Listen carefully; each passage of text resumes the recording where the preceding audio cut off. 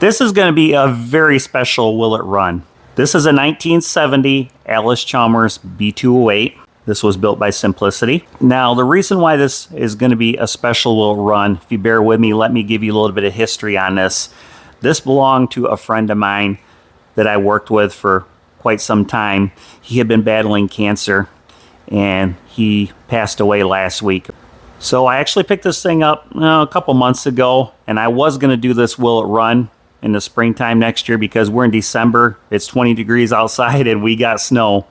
So in honor and tribute to my friend, we're going to get this fella up and get it running again. Now, when I picked this up a couple months ago, I asked him, I said, well, be honest with me, when's the last time this little Allis Chalmers has been running? And he says, it's been about 15 years. He picked this up from a neighbor that lived by his dad at the time, that the tractor had been sitting for a while. Then he brought it to his place and had been sitting in his garage for the last 4 years. And it's something he intended to get to, and he just never was able to do that. So let's go ahead and get started this little Allis Chalmers, and let's see if we can bring this thing back to life again. They had two different models of this style tractor here. They had the B208 and the B210. The B208 was the 8 horsepower and the B210 was the 10 horsepower. If you're like so. And this has got your 8 horsepower Briggs & Stratton. It's got the starter generator on it. She's not set up, so that's good. See if there's any gas in this. Don't see any. Also on my channel, I took and I restored a 1969 Simplicity Broadmoor 727. It's very similar to this tractor right here. And one of the things that we ran into this with a problem was the gas tank was so rusty in it, and had to go through and repair the gas tank. And this gas tank here is in very good condition. So from what I went through on that other tractor with that gas tank, this is a big bonus for me right here, seeing this. Boy, that fuel line right there, it is very hard. I'm just going to pour some gas in this thing and put a battery in it and see if this thing will start up or not. Make sure the throttle cables are all. Choke cable works. Okay, well, the throttle cable on it's a little stiff. Try to get that loosened up better. I'm spraying these cables down here like so with PB Blaster. Get them freed up.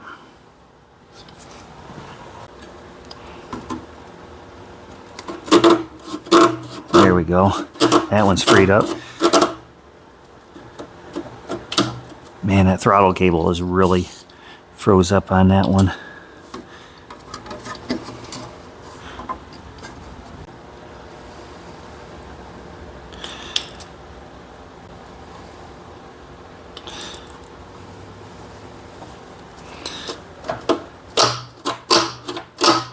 There we go. Now she's freeing up. Let's see about putting a battery down in there.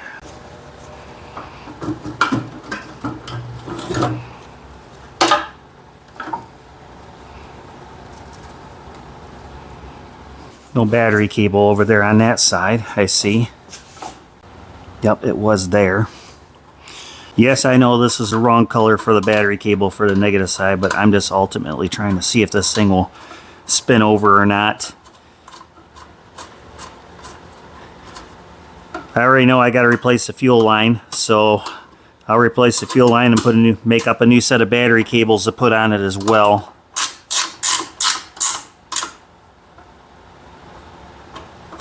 If this thing will run. Get the old universal battery connector here.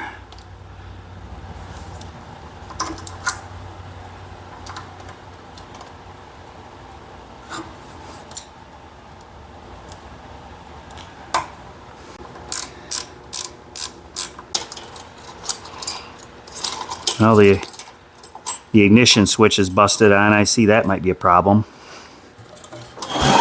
But hey, it's not stopping it from spinning over.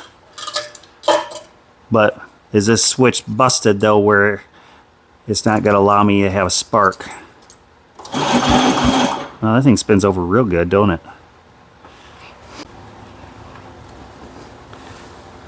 Yeah, the oil's down on it, so we better add some to it to get this up and get it running, and then we'll change it out and put some good oil in it.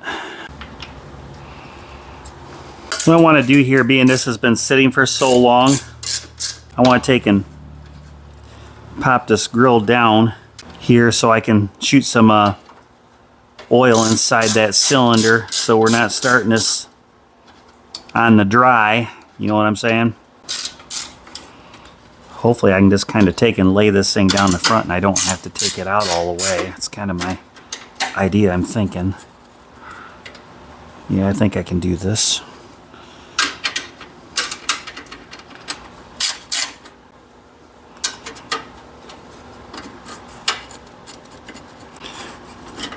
Nope, it doesn't want to let me. Okay, so I guess I got to take the whole thing loose. But you know, while I got this thing out, I'm going to take and throw a fresh coat of black paint on this. I don't want to take and do too much to this tractor, as far as I want to just try to clean this thing up the best I can and leave it as much original as possible. That's my plan with it. Now we can take and test this out too, see if it's got spark. I think these 8-horse Briggs, they just had a nice sound to them. But you know, it's like, I think what a lot of it is too is, you know, these motors is what I remember growing up with when I was a kid. You know, back being a kid, growing up in the mid 70s, up in the 80s, you know, the 8-horse and 10-horse garden tractors were very common. Spark plug don't look too bad in it. So let's get some PB Blaster to spray in that cylinder. You should never, when a motor's been sitting for a while, never start these up on dry rings or cylinders. For one thing, these are aluminum blocks. And I would imagine after 15 years, it's pretty dry in there. I use Marvel's mystery oil too. I'll usually use the Marvel's mystery oil on a horizontal shaft engine. It's a little bit easier to penetrate down there, but on these vertical shafts, I'll just take some PB Blaster and spray in there and roll it over. Tell you, that would be this slicker and slick 50 if this thing would start right up and run after sitting that long. We'll see if she's got some light here.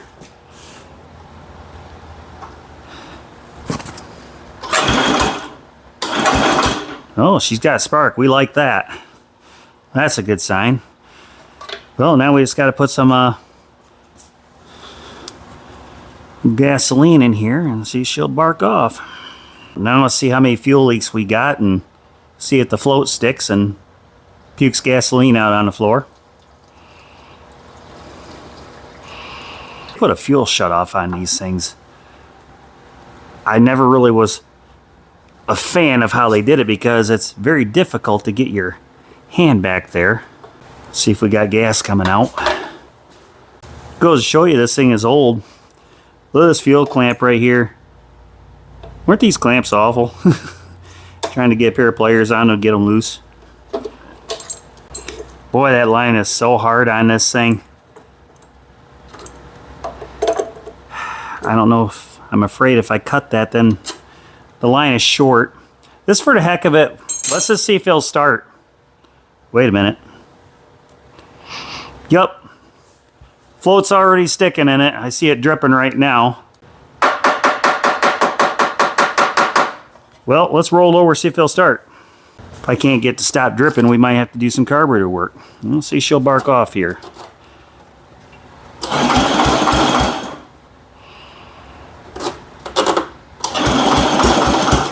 Oh, okay, okay.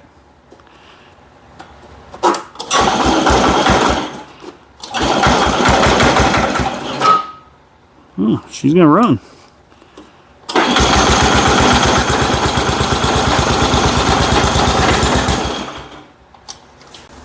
Well, this went pretty easy so far, I'll say. Let's get this garage door open here so we don't stink ourselves out of the shop and see if this we'll sit here and run an idle and rejuvenate, and we'll see if this float's going to shut off or not and won't be sticking. Give her a go again.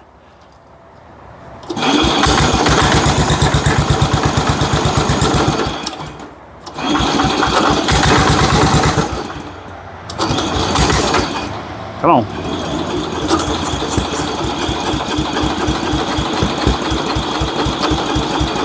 Come on, Bessie.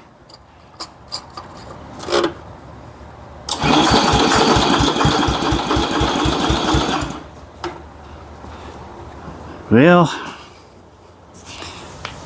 got a flood condition here, maybe.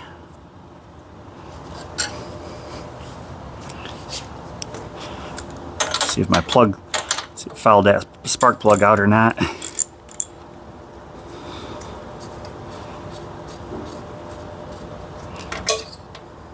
Yep.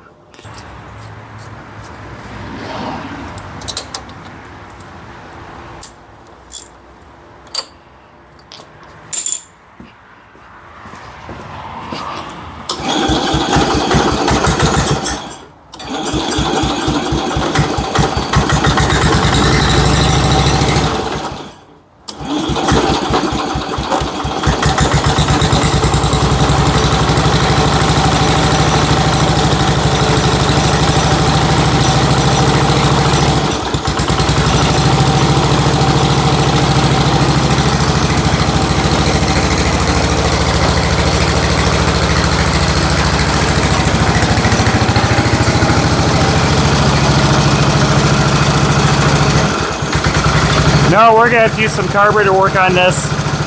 She's wanting to die as soon as I take the choke off of it.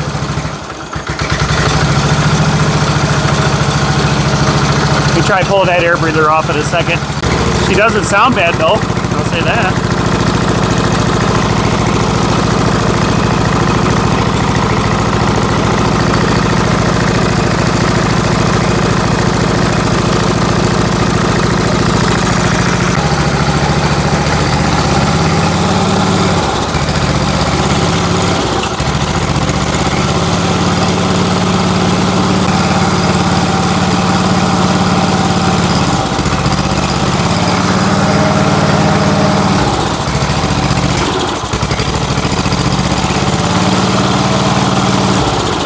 Did you see when this was running, when I'd take the choke off, it would spit sparks out of the exhaust?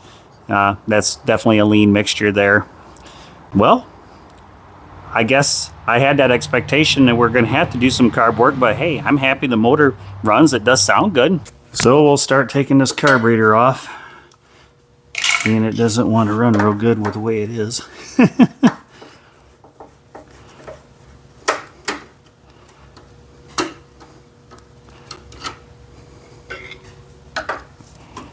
Hopefully this carburetor is good enough I can save it. I'm going to cut that fuel line off.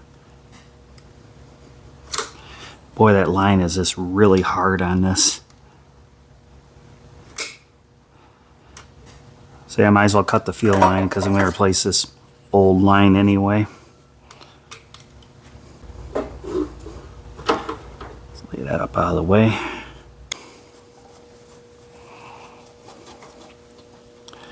One thing I like about these brakes, how they got these screws, you can get a screwdriver in here to get these bolts loose.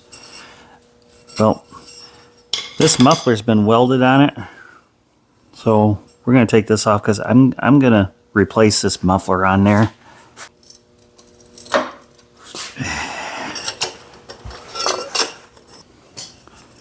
Look how someone's took and brazed that all the way around there. I don't understand why the time it took them to do that. It would have been less work just to buy a new muffler and put on there. Those mufflers aren't that expensive. They're only like 15 bucks. Or if you even have a good used one to put on there, which I do, that's going to be my approach on it.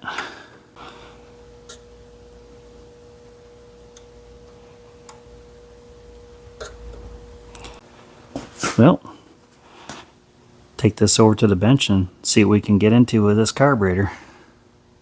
So I'm going to go ahead and disassemble this carburetor and see what kind of surprises we can find inside this. I'm going to go ahead and do this carb clean or rebuild whatever I find with this off the camera. Otherwise, this is just going to make a really long video if I go through and show the video time of doing this. But I tell you what, if you'd like to see me go through and do a carb cleaner rebuild on one of these carburetors, let me know. I've got enough of these tractors out back that we need to get up and get running that I can do a video for y'all out there if you're interested. But I will show you. I pulled the bowl off this carburetor so you can see what I'm going to be working with here. This gasket is it's as hard as a rock on this. So this is going to take some time anyway, between soaking in the HydroSeal, my ultrasonic cleaner, and getting this carburetor all cleaned up. And I'm going to have to order a carburetor rebuild kit for this. I used my last one up on a project. So we'll get this carburetor done, put back on, and we'll be right back with you. That went rather well, rebuilding the carburetor on that as far as cleaning it up. Got parts in, so now we'll take and put that back on. What I do on these engines here, I take a little bit of this number 2 Permatex non-hardening gasket sealer and put on these gaskets here when I assemble these.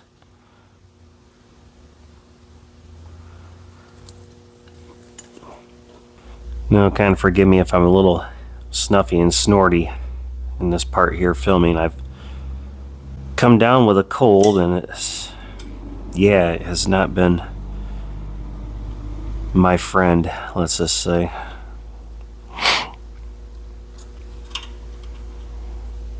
But again, what cold ever is your friend? Well, we see a significant change in how this thing runs from the way it was. This carburetor was, well, it was not great.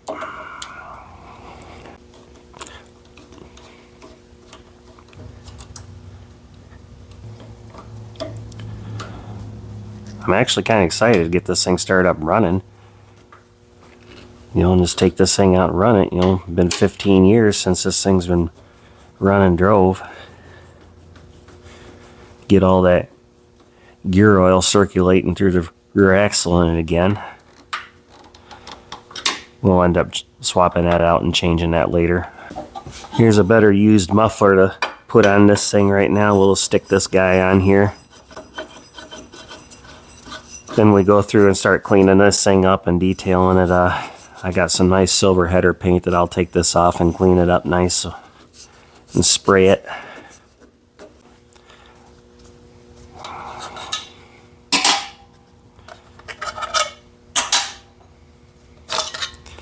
Look at that. Air filter shot on this thing like they always are, and they sit for a really long time. Almost looks like a bee's nest in there, don't it? Well, okay, got this new carburetor. Well, not new, I just went through and cleaned it and put back on here. I took and got rid of that hard fuel line. Ran this, put a little fuel filter on here, so now the only thing left to do is start this thing up, and hopefully it'll run better than it did when we started. Here goes.